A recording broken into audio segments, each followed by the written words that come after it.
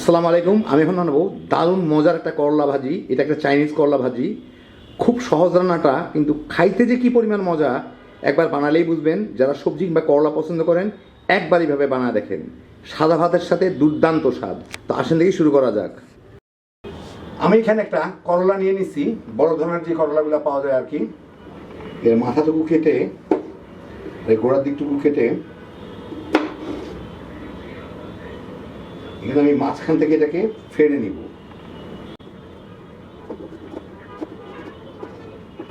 দুই ভাগ করে নিয়ে একটা চামচ দিয়ে এই বিচিগুলাকে আর মাঝখানের অংশটুকুকে আমি উঠাই ফেলব।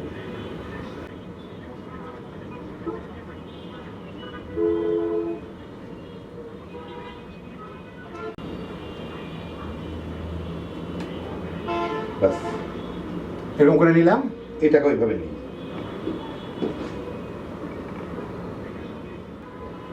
আমি দুইটাই বেশ ভালো মতো ভিতরের ইয়েগুলা পরিষ্কার করে নিলাম।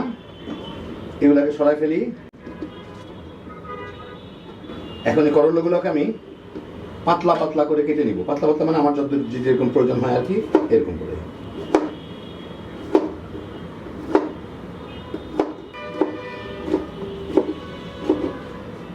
এরকম পাতলা পাতলা করে কেটে নিলাম, চিকন চিকন করে। এখন আমি এগুলাকে একটু ভালো মতো ধুয়ে নিব। তো করলাগুলোকে ভালো মতো ধুয়ে নিলাম। এখন এর সাথে আমি প্রায় 1 চা চামচের মতো লবণ দিয়ে এটাকে একটু মেখে রাখবো। মেখে রাখলে এটা একটু পানি ছেড়ে দিবে। এই 10-15 মিনিট রেখে দিলেই হয়ে যাবে। বাস, ভালো মতো মেখে দিলাম। মিনিট 10 থাক। 10-15 মিনিট পরে দেখেন করলাগুলা একটু কমেও গেছে আর বেশ কিছু পানি ছাড়ছে, এই যে দেখেন। এখন আমি পানিটাকে ফেলে এটাকে একটু ধুয়ে নিব। লবণ পানিটাকে ফেলে নর্মাল পানি দিয়ে একটু ধুয়ে নিব। আমি এখানে 3টা ডিম ভেঙে নিছি। এর সাথে সামান্য একটু লবণ দিব, খুব বেশি না, কারণ আমি সয়া সস ব্যবহার করবো ইয়েতে, রান্নায়, সেজন্য বেশি লবণ দিব না। এটা এখন ভালো মতো একটু ফেটে নিব।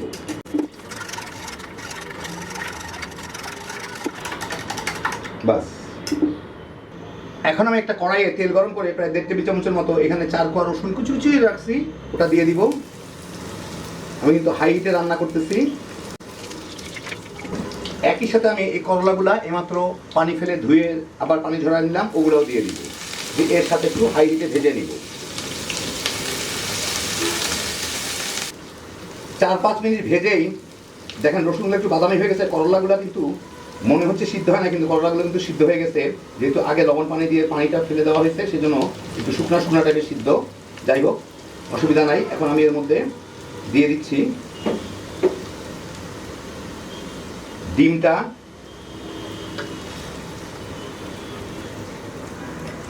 ডিমগুলা আর কি ফেটে রাখছি, দিয়ে এর সাথে মিশা একটু ভেজে নিতে হবে।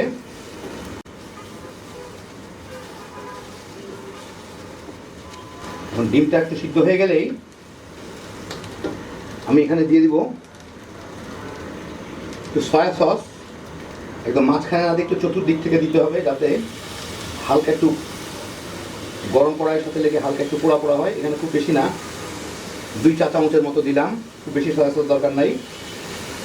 সয়া সসটা একটু পোড়া পোড়া হইলে এটার একটা সুন্দর একটা ক্যারামেল টাইপের ফ্লেভার আসবে। এর সাথে ভালো করে মিলায় আমি এখানে দিয়ে দিব 1 চা চামচ গোলমরিচের গুঁড়া। আর আমাদের বাঙালি রুচির জন্য একটু কাঁচামরিচ, লাল মরিচ ফালি করে রাখছি, ওটা দিয়ে দিব। দিয়ে এর সাথে একটু মিলায় নাড়াচাড়া করে নেব মিনিট খানেক।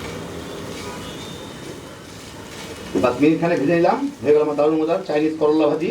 আপনাদের আমি একটু পরিবেশন করে দেখাচ্ছি। তো এই দেখেন, হয়ে গেল আমার দারুণ মজার চাইনিজ ডিম করলা ভাজি। রান্নাটা দেখলেন খুবই সোজা, কিন্তু এটা খাইতে যে কি মজা একবার বানাইলেই বুঝবেন। এত সহজে করলা যে এত মজা করে ভাজি করা যায়, এইটা না বানায় খাইলে বুঝবেন না। একদম অন্য রকমের হ্যাভি জোশের একটা আইটেম।